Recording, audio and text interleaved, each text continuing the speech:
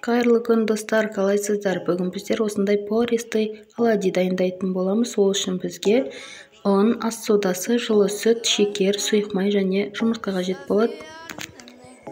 Осы заттардың бәрін біз ыдысқа саламыз да, жаңағы миксермен әбден түйіршік қалмайтындай етіп, әдемілеп миксерлеп аламыз.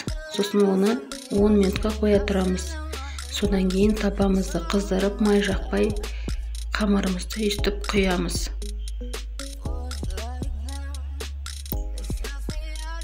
Асты жай болып тұру керек. Енді бұл жаңағы оладьилардың беті көпіршіп, қазір матовый болған кезде біз оны аударып, сөйтіп екі жағынан қызартып пісіріп аламыз әбден.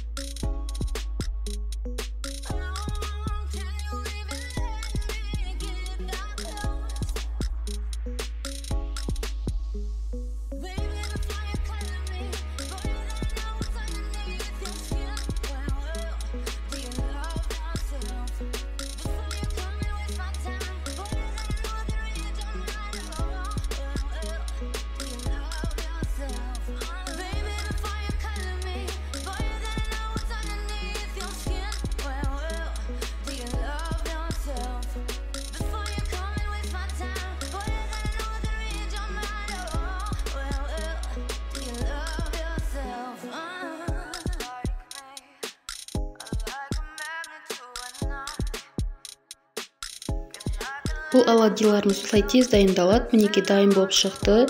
Осылай әдемі пористый болып шығады. Мен бұны 5-ші айына өте көп етіп дайындаймын. Және сгущенкамен беремін. Солай біздің үйдің адамдарына ұнайды. Сіздерге рецепт ұнаса дайындап көріңіздер.